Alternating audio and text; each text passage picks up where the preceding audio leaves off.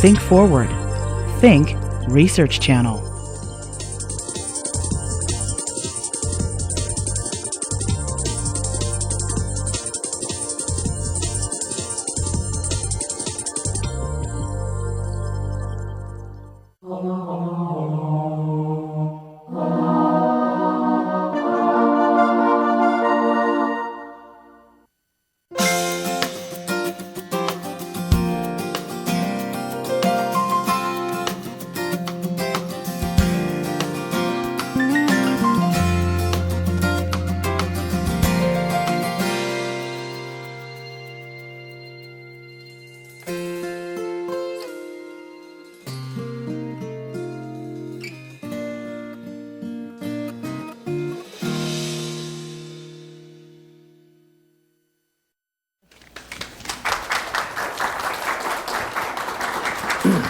Thank you.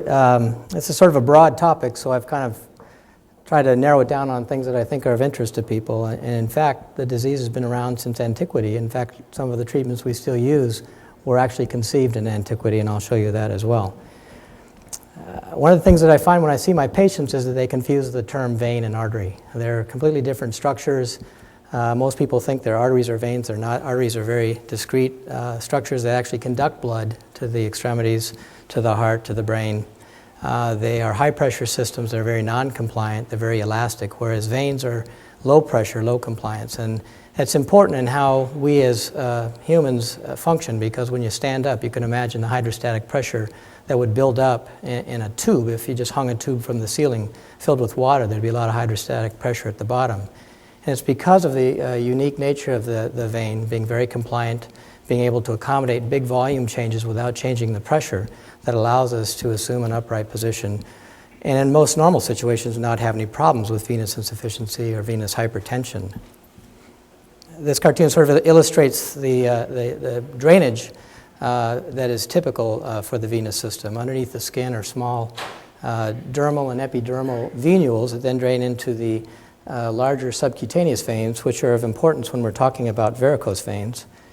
And then we drain through these perforating veins into the deep veins. So the important thing for this talk is the concept of a superficial vein, a perforating vein, and a deep vein, all of which have valves. In the deep venous system, most of the valves are located below the knee, and that's an important concept as well. So when patients develop blood clots in the deep veins, that can often damage the valves deep in the calf, and that's what leads to some of the severe symptoms of venous insufficiency that we'll talk about a little bit, and some of the therapies that are directed towards that. Similarly, after a blood clot in a vein, whether or not it opens up completely or not, can damage these perforating veins, and now you have this higher pressure deep venous blood trickling back into these superficial veins, causing incompetence of these veins, and those are what we see as varicose veins.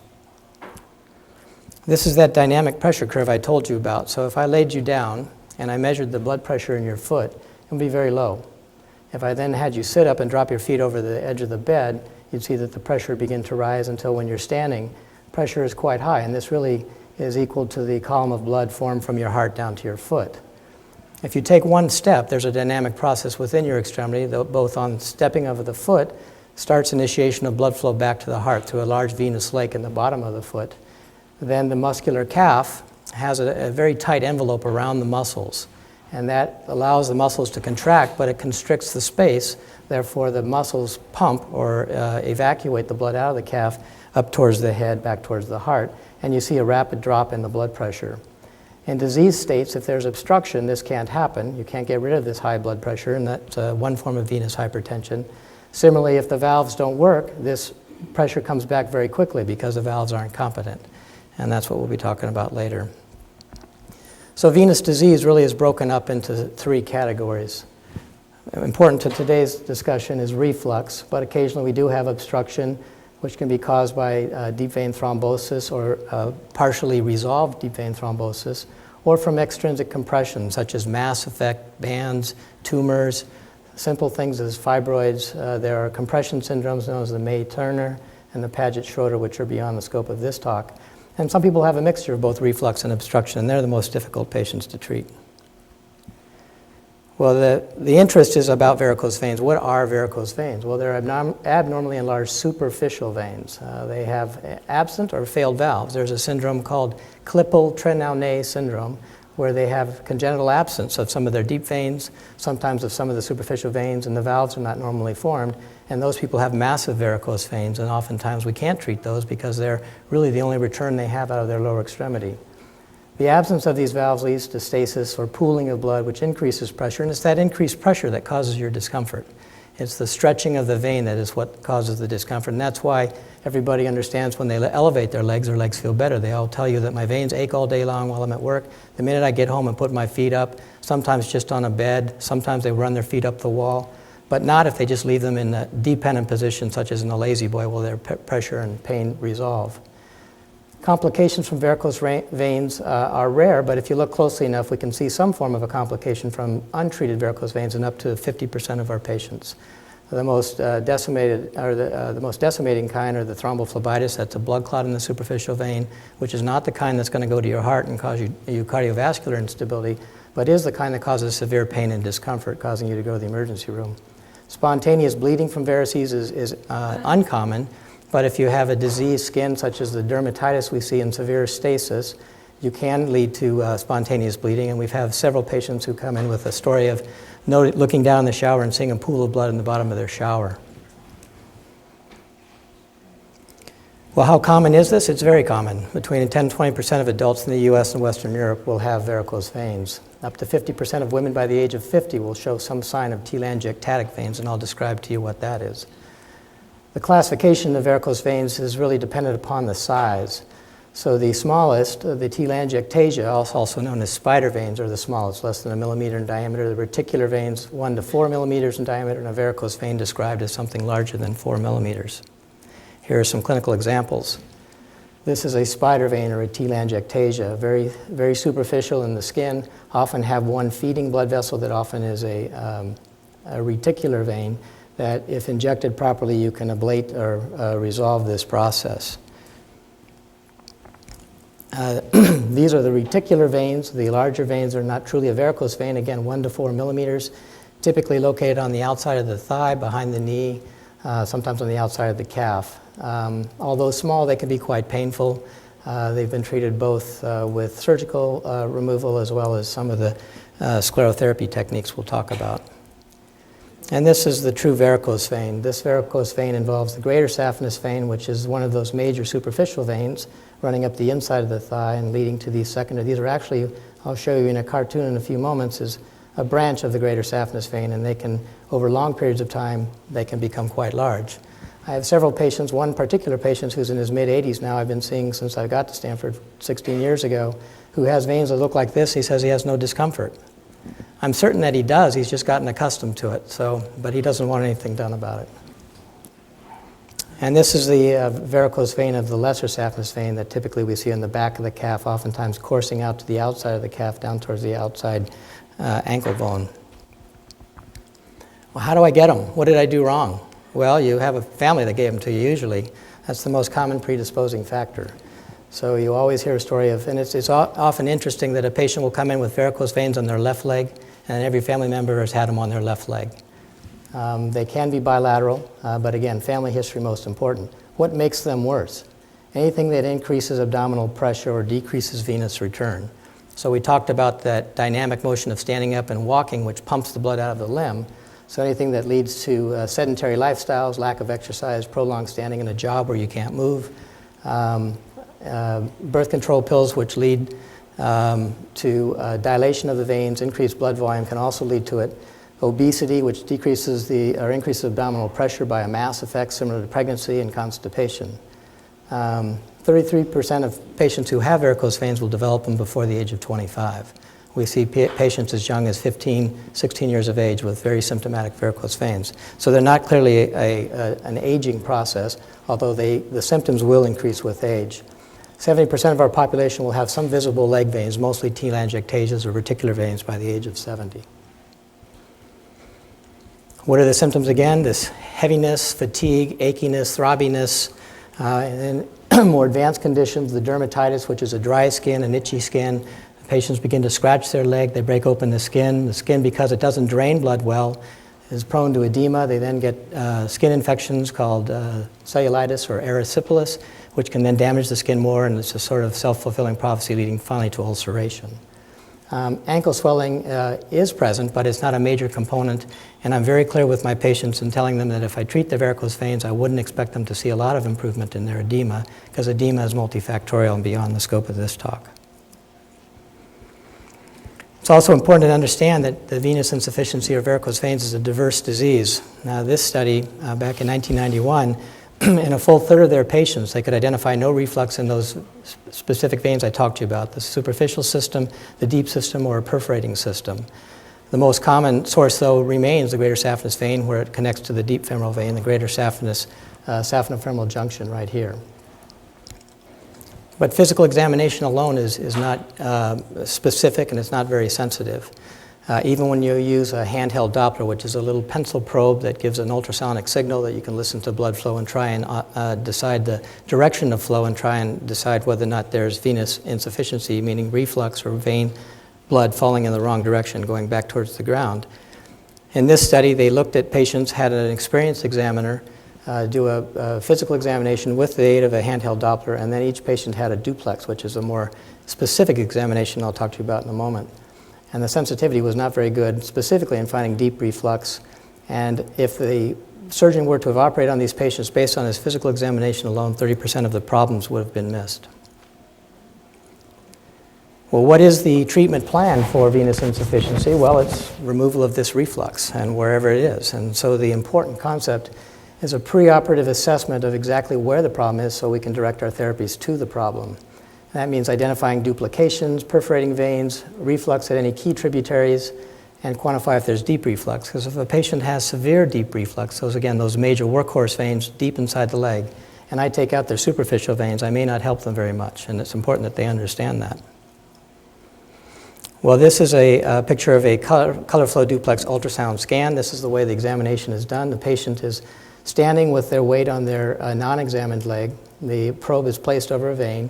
The leg is then compressed below the level of the ultrasound, and ideally you see an augmentation of blood flow through the vein that I'll show you in a minute.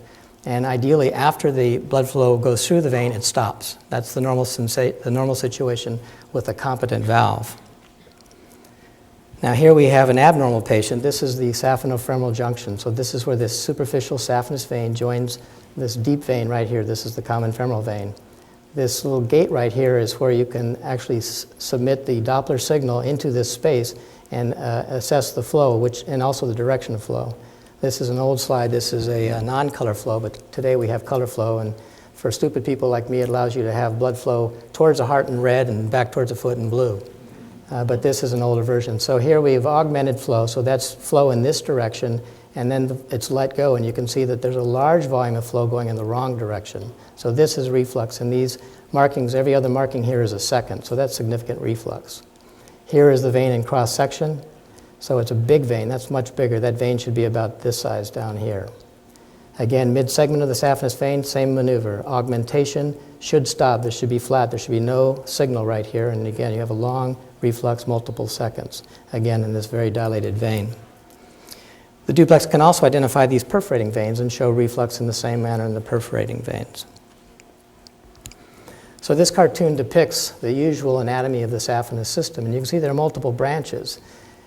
Before we had duplex, the procedure, and many in this room may have had one, is an incision was made at the ankle, an incision was made at the groin, a device, nobody knew what it was, but they said some device was passed up and they ripped out the vein. And they had these big old slash incisions all over their leg, and they had varicose veins that came back, and they wondered why. Well, now you can appreciate there are multiple branches, and if sometimes this vein is normally duplicated, so there's two veins here, and if you only stripped out one, the other would be left there, still with the same connection to the deep system, still capable of causing varicosities. Multiple perforating veins that we talked about are isolated, specifically in this area of the thigh, so you'll see a lot of patients have varicose veins in this particular region of their leg, as well as along this corridor right here where there are 3 specific perforators. How do you relieve your symptoms? Insurance companies tell you that you don't need to have this done because it's cosmetic. Well, of course it's cosmetic, but it's also functional, and that's the beauty of the ultrasound, is that now I can document in your limb that you have an abnormal physiology and therefore warrants treatment. So that's one of the important things that the duplex provides. But the traditional recommendations for patients with venous insufficiency was to get active, wear compression, lose weight, elevate your legs at the end of the day. And in Europe, there are multiple drugs that have been tried for the treatment of venous insufficiency, sort of venotonic drugs. And it turns out that the major extract that's used in this venostat drug is horse chestnut. So if you really want to try something, go down to your local herb shop and ask them for some horse chestnut and see if that helps. There will be at least a 30% placebo effect in anything you take, so it's worth a try. Well, what is compression? This is not the TED hose. This is not the white stocking that your wife or husband was sent home from after their recent abdominal surgery. These are real, hard, real devices. They're in various grades, class 1, class 2, class 3. There's actually a class 4 that we wouldn't use for this particular problem. They can be custom fit, but typically there are multiple sizes, and the patient is measured with the length from the tibial tuberosity, that little bone that sticks out in the front of your knee, to the ankle bones, and then the circumference of the calf, the ankle, and the foot are measured, and you get a stocking that's relatively custom fit. The concept is you wear this stocking while you're up during the day, you remove it in the evening, and for most people, this will control your symptoms. Oftentimes I'll use this as sort of a test to see if the patient responds, because a lot of people have leg pain, not all of it is related to venous insufficiency. If you wear your stocking and you don't have improvement of your pain syndrome, it's unlikely that my treatment of your superficial venous problem is going to relieve your pain syndrome. For patients that are more obese, or some patients with severe arthritis that can't apply the stockings themselves, there are some aids to apply it, but there are also some inelastic compression devices. The most common known is the Circade, and I'll show you an example of that. So this is the typical compression stocking, traditionally in brown, but now available in many colors, including blue and white and black, and so they can be somewhat more fashionable, but still they're compression stockings. This is a nylon sleeve that one places over the toes and allows you to slide the stocking on, which is the most difficult, is getting it over the foot and the ankle, or the foot and the heel onto the ankle. And then with an open toe stocking, this can be pulled out. Similarly, you can use a lady's knee-high nylon stocking and slide the compression garment over the top of that.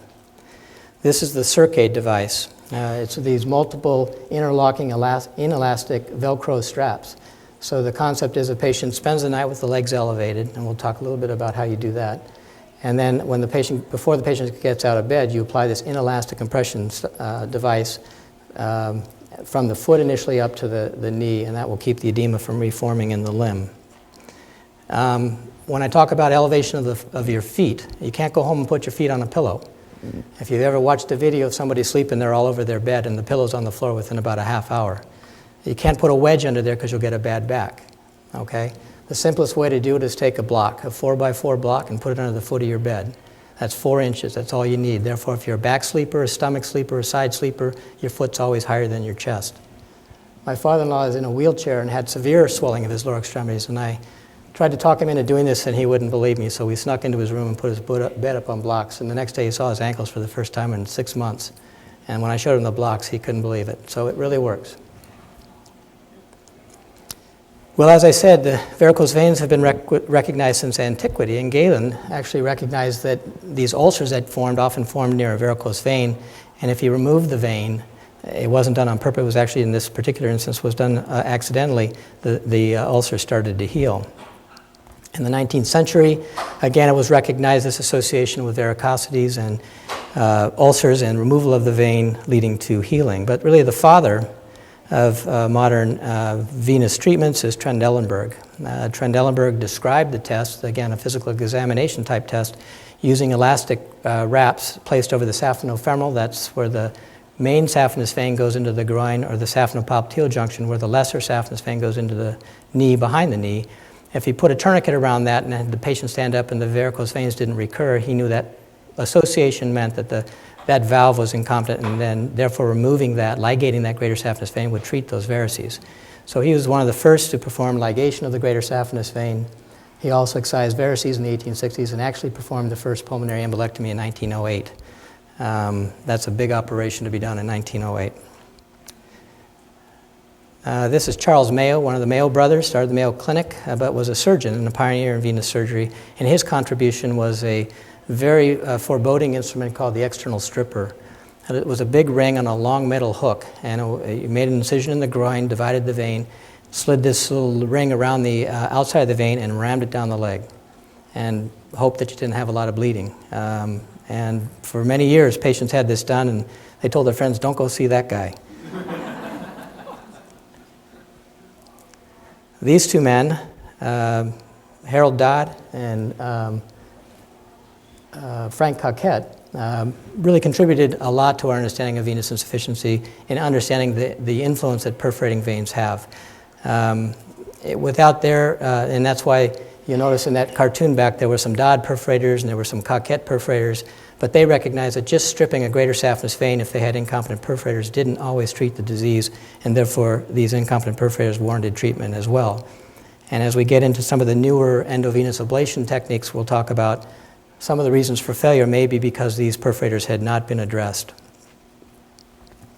Well, the modern era of saphenous vein surgery really changed in 1963 when the concept of invagination stripping was entertained. What we mean by invagination is you actually turn the saphenous vein inside out on itself.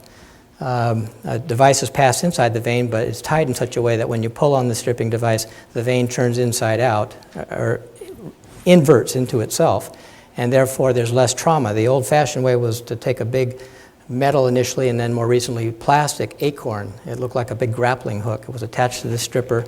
Once you had it there, you start pulling, and it grabbed everything in its path, including the vein. And that caused, as you can imagine, a lot of local tissue trauma. And most patients, the sensory nerve, especially below the knee, the saphenous nerve below the knee is immediately attached to the saphenous vein. And so this maneuver caused a lot of pain and discomfort, and oftentimes a persistent neuralgia that led patients to have lifelong pain. This invagination stripping led to diminishment in that, and then was further improved with the idea of using a bandage that's soaked in lidocaine epinephrine, which is my own technique, which minimizes the bleeding and also gives some pain control as well. The most recent change has been this perforate and invaginate, where actually a small little hook is passed through the skin to grasp the saphenous vein, and little pieces are pulled out rather than one long stripping. Well, as I said, Trent Ellenberg talked about ligation of the saphenous vein, and many surgeons, even as recently as 10 years ago, performed ligation alone. That's a small incision in the groin, the vein is ligated, and that thought, well, I'll stop the reflux, therefore their varicose veins will go away. This study in Britain, randomized prospective study, looked at patients with varicose veins. Half of them had the stripping procedure with high ligation, half had the ligation alone. And at 3 months with ultrasound objective follow-up, the majority of patients in the stripping group were cured, whereas a significant number recurred in the ligation alone. So that led many to recommend that high ligation and stripping were important. Everybody worries about recurrent varicose veins. The most common question I receive when I'm talking to a patient about proceeding with treatment is, will I ever get them back? And I always say you can never say never. The veins that I treat now with the use of ultrasound, I can guarantee you I can get out those veins, but I can't guarantee you that other veins won't develop varicosities over time because we don't know why varicose veins develop in the first place. Multiple patterns of recurrence can be seen. The panacea or the marketing of the endovenous ablation techniques have always cited this recurrence rate with the traditional surgery as a reason not to have it, but what they're really talking about is this neovascularization, which happens also in their own procedure. Residual greater saphenous vein and accessory veins left behind are less common now, again with the use of the preoperative ultrasound. Some of these newer devices are very expensive. This is the device used for the stripping, costs about $150. I'm sure Stanford charges about $500. But it's a little plastic device that's passed up the vein. These are those acorns I told you about, but we no longer use those acorns. And this is how the procedure is performed. So a small incision is made above the inguinal crease at the junction of where the saphenous vein, which is coursing in this direction, connects to the common femoral vein. Once the vein is isolated, another incision is made down at the proximal, at the inside of the calf, right below the knee, and this plastic device I just showed you is passed all the way through the vein. It can either be passed from the calf to the groin, which is the traditional way, or sometimes if it can't be, we can pass it in a retrograde fashion because, again, these valves aren't working. This is the bandage that we soak in a solution that contains local anesthetic as well as a vasoconstricting agent. And the idea behind this is this provides a scaffold for the invagination of this vein, and here's the vein after it's been removed. You see the difference in this red appearance here, that's the outside of the vein, versus this white appearance, that's the inside of the vein. And then we leave enough of this bandage on the stripping device so that an equal length of the bandage is staying in the skin while we perform the rest of the phlebectomy procedure, which we'll talk about now. So if I just took out that greater saphenous vein, you'd still have varicose veins, and you would be unhappy. Similarly, if I just ablated your vein with the endovenous ablation device, you'd still have varicose veins. So for a complete procedure, you also need to perform some form of phlebectomy. Phlebectomy means to remove a vein, okay?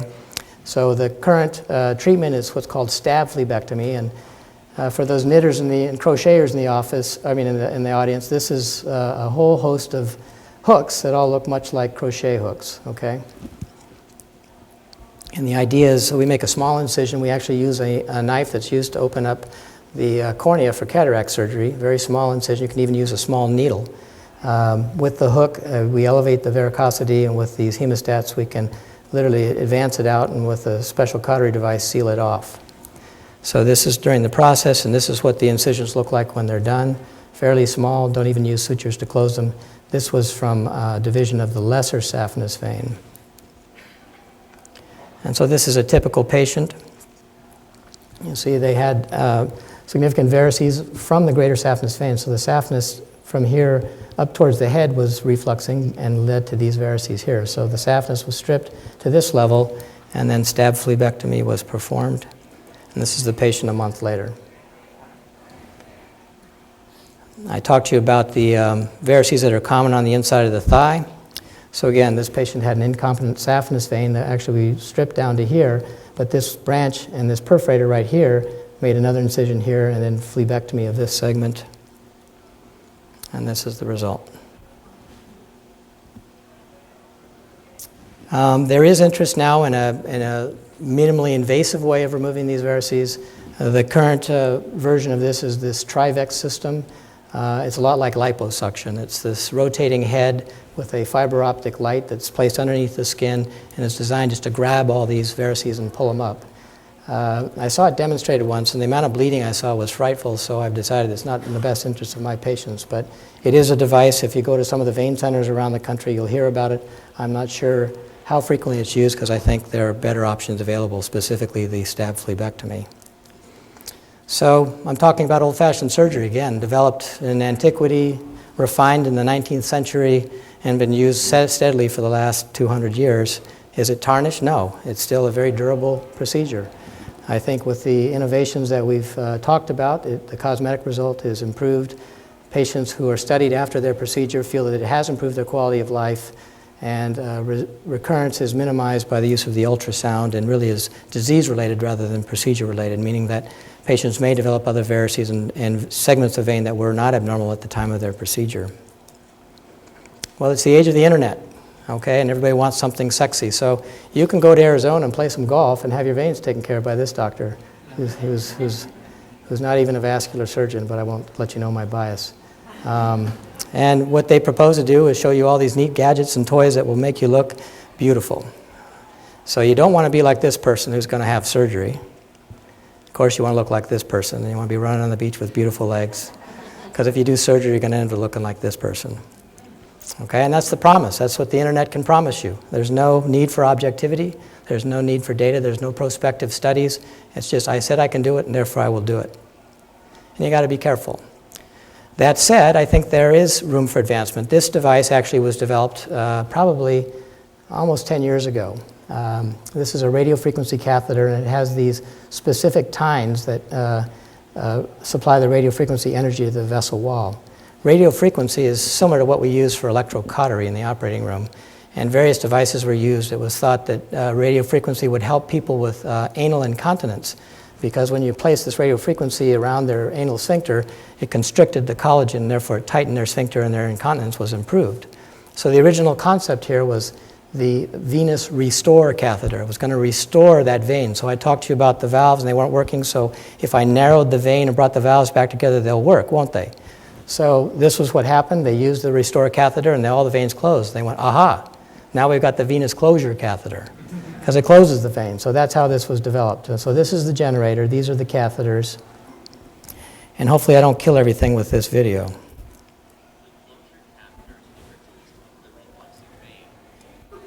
Can you hear it? Catheter electrodes are deployed, contacting the vein wall. Tumescent anesthesia is injected up the vein into the saphenous compartment to provide skin protection, exsanguination, and compression of the vein onto the electrodes. RF energy is turned on and pullback begins. This controlled heating of the vein wall causes shortening and thickening of collagen fibrils to help shrink the vein. Endothelium is denuded, and the vein lumen is acutely narrowed. This stimulates fibrotic sealing and occlusion of the vein. When the electrodes reach the introducer sheath, RF energy is turned off and the catheter removed. The fibrotically occluded vein is resorbed by the surrounding tissue.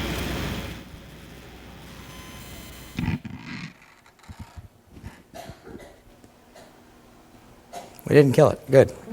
So this is the initial series. Again, this was what we'd call a prospective registry. Now, problems with prospective registries is it means I'm going to put people in who had a good result, and the people who don't have a good result, I don't want to hear from you.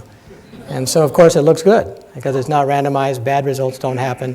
And as the series grew, it grew to about 300 patients, but they were only reporting on about 160 of them. And I became sort of a thorn in their side asking them for more data because they were advertising the Ladies' Home Journal and various different lay journals talking about what a great device this was, and that really was unfair to their patients. And in fairness to them, they really have tried to become more objective and have shown that, in fact, this is a very useful device for many patients. It actually closed the vein 87% of the time at 6 months, 91% at 12 months. The recurrent rate probably is approaching 15% at a year, meaning that the vein reopens. And again, that may get back to the concept of that perforating vein I talked to you about that's still there, still connected to this vein and creating a high-pressure sink into this vein that may reopen it. Because the vein is still there, although the proteins have been denatured by the heat. Again, they perform the phlebectomy, that's the surgery part, that's the little stab incisions. So some physicians who are not surgeons tell patients you can have a venous closure and we don't have to remove those veins because they'll go away. Well, yeah, they do because the patient goes to see another doctor to get them taken away. So just treating the vein alone, the saphenous vein alone, won't lead to the varicose veins going away. You need to perform the phlebectomy or sclerotherapy or some other treatment of that varicose vein. In the early initiation of this, patients had a lot of paresthesia. The concept was actually described by a Polish surgeon in the 1960s, and he had so many burns from this procedure that the country made him abandon the procedure. And so when they recognized that they were getting this high incidence of paresthesia, that led to what's called tumescent anesthesia, where a needle is placed adjacent to the vein in a large volume of local anesthetic, or if the patient's under general anesthesia, a saline solution can be injected into the space right next to the vein and actually compresses the vein, but more importantly, lifts the skin above the vein so that the burn rate or the paresthesia of a nerve adjacent to it is markedly decreased. Well, if burning is good, then why not try laser? I mean, lasers work for everything. Laser means latest attempt to stimulate extra revenue. Okay, so we have a laser. We'll take a fiber and we'll stick it in the vein and we'll do the same thing. So basically you have a sheath, so this uses some of our newer endovascular technologies. You can use an ultrasound and you can identify the vein under the skin, not even make an incision, puncture it with a needle, pass a wire, this guide wire, up to the junction where it joins that common femoral vein we talked about, and then pass this catheter, and through that pass this fiber optic tube that has the laser energy. And this works the same way that the radiofrequency does. It superheats the vein. There are different wavelengths used in these, and they're proprietary, so different companies have different wavelengths. They say that the lower wavelengths, the 800, the 900 nanometer wavelengths, absorb preferentially in blood, so they basically are superheating the blood. The longer, the 1200, preferentially are absorbed by water. But both of those, if they maintain a certain energy level at a certain rate, they will close these veins. It's a frustrating procedure because you've got to pull this thing back very slowly, so it's more time consuming. It takes much longer than the saphenous vein stripping. The newest generation, again by our friends at Venus, is really an advancement. This is the Closure Fast. I love their names, Closure Fast. Because it does go fast, because now they have this long segment. It's about 10 centimeters long. It's a metal, corrugated metal ridge that has a high opacity on ultrasound, so you can see precisely where it is. You place this in the vein the same way you place the old one, but now you can ablate that whole segment at once. And it has graduated markings along the course, so you pull it back 5 times and you've got the vein closed. Much faster. And so this slide shows you the comparison of these closure techniques. The Closure Plus is the original, the granddad of them all. The fast technique is now radiofrequency, and the lasers. You can see the times are now similar between the radiofrequency and the laser. But again, my preference would still be this newer fast device. Well, I'm sure many of you have seen a patient that looks like this, and these patients are miserable. This is what's called a stasis ulcer. Classic characteristics are this pigmentation for you skiers. This is in the gaiter region of the ankle, so just like where you used to wear your gaiters. And this is the typical location of an ulcer. This skin is very sclerotic. It's very stiff, unforgiving, not compliant like normal skin, and prone to these ulcerations that can be chronic and last for years. And untreated or unhealed, sometimes these ulcers can actually go on and form cancers within them. Again, compression therapy is useful. I can get that ulcer to heal if I have a compliant patient that will wear a compression stocking, and we can actually improve that by adding a little foam pad right over the ulcer bed underneath the stocking to add increased pressure to that ulcer bed. The original surgical procedure performed for these ulcers was called the Linton procedure. And basically, the patient was taken to the operating room, and the ulcer bed was debrided to make sure no cancer was there, to clean the wound of any colonized bacteria. A long incision was made, and the fascia that I told you about before, that sleeve that closes all the muscles in your calf, was open to allow more space. And then these slashes were where these perforators that I showed you previously were divided with a surgical technique. Pretty significant surgery for somebody who's already got compromised skin. And this is typically what you were left with 6 to 8 months later. And maybe you'd get this wound to heal, but this wound would reopen. The patient still had the ulcer and didn't know why they'd come to you in the first place. Well, a German thought, well, wait a minute, here's the bad skin, here's the good skin. What if I could look down here some way and divide these perforating veins without actually making an incision here? So he used this device, which is called a otolaryngoscope, and this is actually used by otolaryngologic surgeons or ENT doctors to look down the throat for cancer. It's similar to the type of device that would be used to put a breathing tube in somebody at the time of their surgery. So he made an incision in the healthy skin, slid this underneath that fascia, and then looking down this, it's a hollow stainless steel tube, he was able to put a device down and divide these perforators. That was refined. Dr. Fogarty here locally took an interest in this. The procedure was called SEPS, that's subfascial endoscopic perforator surgery. And Dr. Fogarty developed this device to create space under the fascia. Much like all of his inventions, it involves wine, so there was a corkscrew aspect to it. There was a balloon that was expanded that created the space, and then these are typical laparoscopic instruments that are used in laparoscopy. And this is an example that we did about 7 or 8 years ago. I think it was the last time I did it. So here's the port that's created. There's a space under here. With the ultrasound, we mark our perforators. This is a working port. You can either cauterize or clip these perforators, and in this particular patient, this is the view that you see. So this is that perforating vein I showed you before. So this is that fascia up here. The superficial vein would be above that. Perforating vein and down deep would be the deep vein. So we clip it, divide it, and you move down to the next one, clip it, divide it, move down. And so this patient came with an ulcer. These are the incisions right after surgery. And this was 3 months later. So clearly an improvement.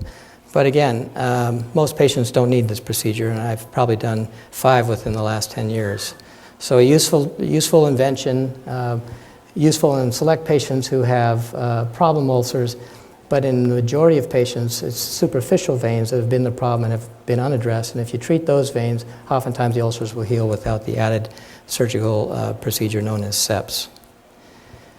Well, because I suggested to the manufacturers of the venous catheter that the perforators were the reason that these varicose veins were recurring, or the saphenous vein was reopening, they developed a closure RFS device.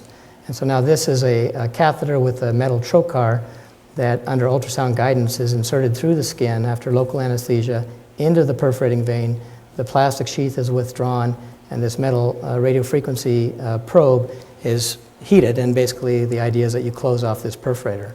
The problem is that most perforators aren't as long as this cartoon suggests, and this is not easy to do, not easy to isolate these perforators and put this device in. This is a new device, again with beautiful videos to show how it works, but I'm uncertain if this is going to be an advancement or not. Well, sclerotherapy, something that we've all heard about, typically used for the small reticular veins, the small veins that are more of a nuisance than causing any symptoms. But in larger veins, with the creation of a foam sclerosant, there has been some interest in treating these larger veins. There's nothing magical about foam. Most of the sclerosants we use today are detergents. And you all know if you mix your detergent in your sink, you see a bunch of bubbles form. So if you take the detergent and aspirate it back and forth between two syringes, foam is formed. And so that was the concept. And the use of ultrasound guidance to deliver this foam into a vein really localizes it, because when you inject a volume of blood into the vein, it's going to follow the blood flow and it's going to leave. So with the addition of the foam, it's thought that it'll keep this sclerosant in place for a longer period of time and hopefully lead to more complete sclerosis. It remains to be seen whether or not that's really going to be seen. The leading advocates of this are in Europe. These are some pictures that they have depicting the success of this procedure. And again, the goal of this is to damage the endothelium to lead to a fibrotic stricture of this vein, causing it to close and therefore no fluid volume.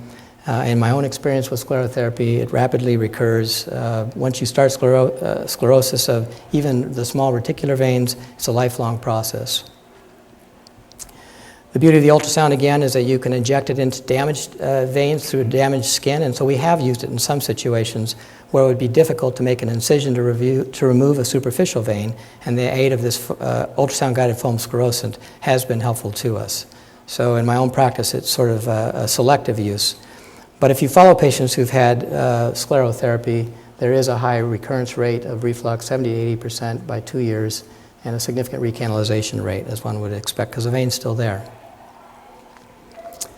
Again, this has been a European advancement. These are the various the double syringe, the Tessari, all different ways to take your detergent and create foam. One of the problems with this treatment, and people have heard about and they ask for it, is that these agents, polydocanol still, and sodium tetradecyl was and now is not FDA approved. And therefore, use of these agents is off-label, and if something bad happens, which can, and I'll show you what bad can happen with sclerosants, it's a significant liability issue. You can't even get it. We used to get it through Canada. There actually are some things known as compounding pharmacies. So you can write a prescription for your patient. They can go to this compounding pharmacy who will give them this sclerosant, because it's actually a drug that's used in other indications, so they have it. They just can't use it for sclerotherapy. And the patient can bring it back to you and you can inject it. And this is what Dr. John Bergen does down in San Diego at the La Jolla Vein Institute. So if you're really interested in sclerotherapy, perhaps you look up his beautiful website. But it has been successful. This study looked at comparison of foam sclerotherapy versus liquid sclerotherapy, and objective follow-up duplex ultrasound at 12 months. And again, a fairly good result, 13.5% recurrence versus 55% for liquid. So in some patients, there still is need for this, but again, locally we're somewhat constrained by the FDA in this problem. So this is typically how we perform sclerotherapy. The small, either reticular, in my own practice, reticular or telangiectatic vein is identified, cannulated. I'm getting old, so I use some magnifying loupes to try and see the vein. Once I'm in the vein and I get a flash of blood back, I can then inject my sclerosant. And then this is the typical scenario of your process. So you start centrally and work peripherally to try and take out the whole bed of veins. There are allergic reactions to these detergent sclerosants, so some patients will have severe anaphylactic reactions, so it's not completely benign. Other agents used are glycerin, which doesn't have any allergic reactions but is less effective, and then there's hypertonic saline, which causes significant potential for burning of the skin if it's extravasated out of the vein. If you've ever seen these spider veins, they're exceedingly small, and trying to get this small needle in it and have it stay, when the patient gets pricked, they say ouch and they move. It's easy to get this stuff into the adjacent tissues and cause a burn. Recently there was this new device that's been brought onto the market, the vein light, which actually is helpful. And so in a darkened room you can use this illuminator. It's basically a halogen light that goes through fiber optics into this ring and will illuminate the soft tissues and show you where this vein is, and you can get that vein with your injection. So this has been a help when performing both the larger vein injections and even the smaller vein injections. So this is the typical kind of patient that would be treated. This is again a spider vein or a flame telangiectasia, typically injected at this nidus up here. And with multiple treatments, you can expect a result almost as good as this at probably 6 weeks. But more not likely than not, this will be replaced over time with some smaller red blood vessels in a reaction, because you've basically taken out all the drainage here, and so neovascularization happens, and new blood vessels develop, and you got to inject that area again. And this is the larger reticular type veins. Again, you can see each of the start points here, so if you get your sclerosant into these, you can expect to see a result like this. But if you get it outside the tissue, especially if you're using the hypertonic saline or a high concentration of the detergents, this is the skin necrosis one can see with sclerotherapy. So it's not a completely benign procedure, and I think one has to consider whether or not it's really important to them to pursue this pathway, because most of the time these reticular veins don't cause pain, it's purely cosmetic.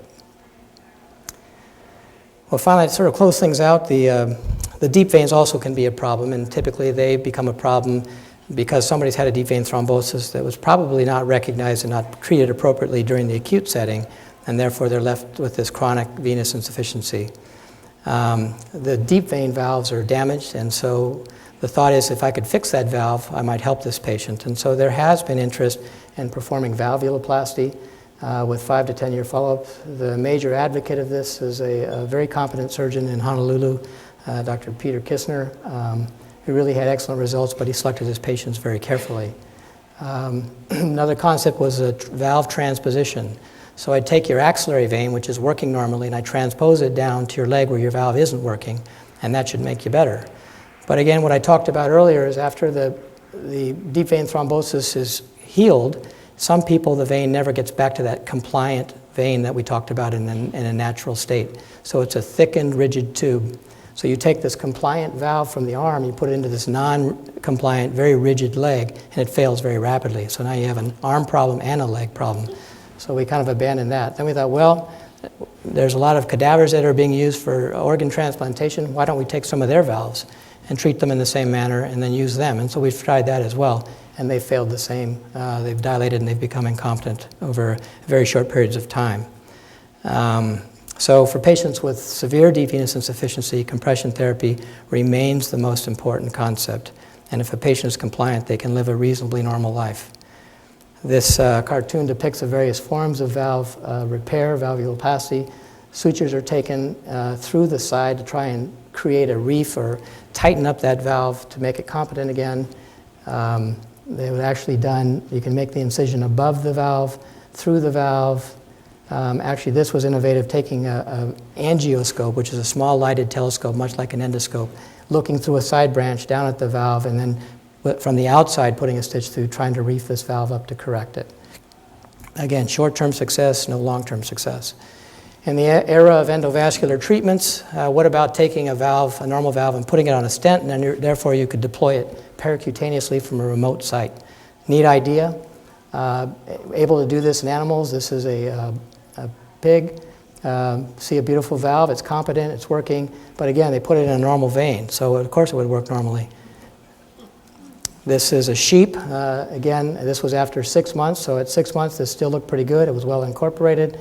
These are the fine little walls of the valve cusp, looking excellent, but again, that's a normal vein, you put it in. And now this is an idea where you take some tissue from a cow and create a valve on this stent, and that's been used in 2 patients. One patient failed very rapidly. The second patient had a healing of his ulcer, is now about 9 or 10 months out.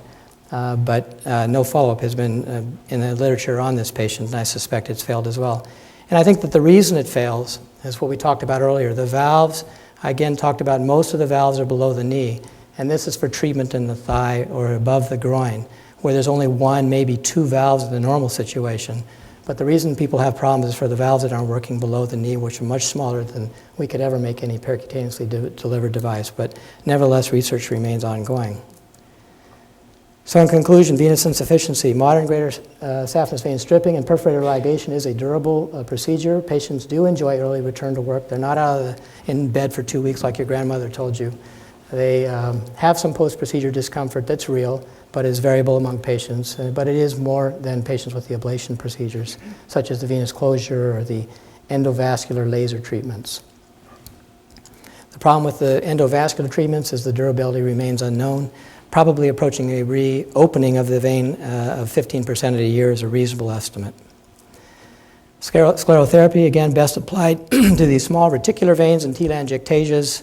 The foam sclerotherapy for the varicose veins has not proven any durability, and most of the preferred sclerosants used by the protagonists are off-label, most of it used in Europe. The patients with severe venous insufficiency related to their perforator disease, the traditional open surgery really has not been successful because of wound healing problems. Compression devices remain frequently the only method of treatment for these severely diseased patients. It remains to be seen whether or not ultrasound-guided sclerotherapy will enjoy some success and these newer attempts at ablating these perforators percutaneously. Again, sepsis in my own practice is very limited for a select few patients. And as far as the deep veins, valvular repair is again used infrequently. That's because of the failure rate is significant. The deep vein valve transfers similarly are creating a problem in a healthy limb and not curing the problem in the diseased limb. And the percutaneous valve delivery remains an interesting concept, but hasn't been proven to date. So if you follow these simple rules, you can have grateful legs like this. Thank you for your attention.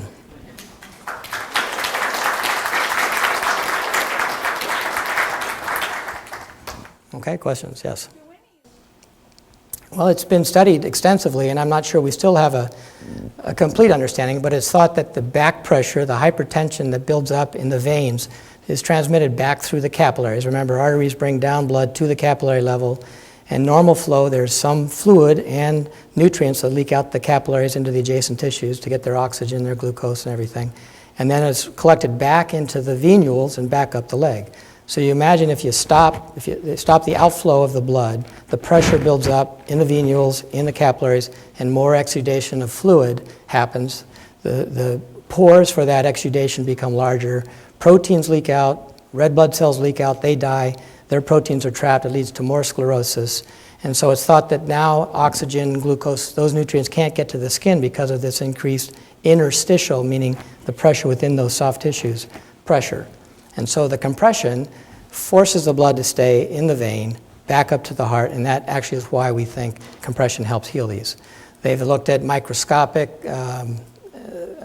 samples from these ulcers, and they can find fibrin cuffs to document that protein is leaking out. They've tried wound healing factors, such have been used for diabetic foot, and that hasn't helped so much. So it's a complex problem, but it has been observed and associated that if you get rid of that interstitial pressure, the ulcers will heal. Can sleeping on two pillows cause this venous reflux disease? You mean two pillows under your legs or two pillows under your head? Well, it certainly can increase the hydrostatic pressure to the vena cava, but again, all the valves are located below that. In a normal state, it's unlikely that you would have enough pressure just from elevating your torso 20 or 30 degrees to cause a valve that's competent to become incompetent. So imagine a pregnancy, the blood volume in a pregnant woman increases, 130, 140%. And so in some women, that will cause the vein to enlarge to where the valves don't work anymore. They'll develop varicoses during pregnancy. And for most of them, when the blood volume returns to normal, the vein shrinks again, the valves become normal again, they don't have varices. So it can happen that increased pressure can cause temporary incompetence, but not prolonged. What danger do you have if you happen to cut or traumatize a vein and it starts bleeding, a varicose vein? It's low pressure, okay? So if you just elevate it, it'll stop. You can put your finger on it, it'll stop. But most people panic when they see it, and they don't do either of those things, they just watch it bleed. And so that could be dangerous. But, in most situations, it's not superficial enough that it would be susceptible to easy trauma where it caused bleeding. Swimming is especially good because when you're underwater, there's pressure provided by the water, the pressure of the water on your limb, so it compresses the vein and you get the exercise of movement. You need some movement. The muscles have to be moving to pump the blood out. And the reason that standing or walking is improved is because of that lake of blood under the sole of your foot. That's why you have an arch, and when you stand, you flatten that arch, pump that blood out. In fact, in orthopedic patients who have their knees immobilized after a surgery, the device they use to prevent blood from pooling or causing stasis is a little impact hammer that hits the bottom of their heel rhythmically on the sole of their foot. And that pumps the blood out when they can't use the sequential device on their leg because they've got a brace or a cast in place. I wouldn't demean acupuncture. It may work. It does a lot of things for a lot of people. It's vascular tone, so it might improve vascular tone, but somebody with really severe venous insufficiency to the point of development of these large varices that we were talking about, I don't think, no matter what it was, even, a sympathectomy would cause significant enough vasoconstriction to make a difference, but don't see any harm in it. Do most people seek medical treatment or surgical treatment for medical problems or cosmetic problems? The ugly truth is that most people are embarrassed. And so they come into my office, and oftentimes it's 2 or 3 visits before they'll actually take the sheet off and let me look at their legs because they feel like they shouldn't be here because it's a cosmetic thing. And that's too bad. That's our society has done that to people. To compound that, our insurance companies have said, you're being vain and therefore we're not going to pay for this. So there has been a change, but there are several very prominent insurance companies that make you jump through many hoops, hoping that you'll get tired and say, forget it, I don't want to do this. And so the majority of patients that come in do have discomfort, but obviously are interested in the cosmetic, and that's why we try these newer techniques to give them a cosmetic result, even though it's a functional operation. And that's the way I approach it with the patient, that's the way I approach it with their insurance companies, and I think we're seeing a change, but again, I'm not kidding. People will come in and won't show me their legs for several visits before they get the courage up to say, I really want to do something. I mean, why did they come all that way? It's not easy to get to our office. We live way in the back of the hospital. It's a long way to walk, They get all the way there, they get undressed, and then they don't show me their leg. I mean, it's sad, but it's real. Yes? No, she says, would prolonged walking and hiking over the years lead to the development of this problem? No, in fact, I would suspect that has probably prevented you from developing, fulminant. It's more the people who, and now today seeing software engineers who sit in a sort of a weird position for 10, 12 hours, with just pure stasis in their limbs. Those are the ones that are getting varicose veins. Factory workers, assembly line workers, who were forced to stand and just move their torso, their legs weren't moving at all. That static pressure was causing varicose veins. But activity is a good thing. I have used both. Again, I think that the laser devices are very tedious and take me much longer to do, and unfortunately time is money. So I think the Venus Fast now, that new device, is nice. It does do a nice job, and it is much quicker, and I can focus more attention onto the tedious part of the operation, which is the phlebectomy part. But because I've been doing it for such a long time, I can do a stripping faster than both of them. But then that's a groin incision, so many patients don't want to have the groin incision, and those are the patients I would offer the closure. Pardon? Yeah. Yes. Okay, she says we're done. All right, thanks for your attention. All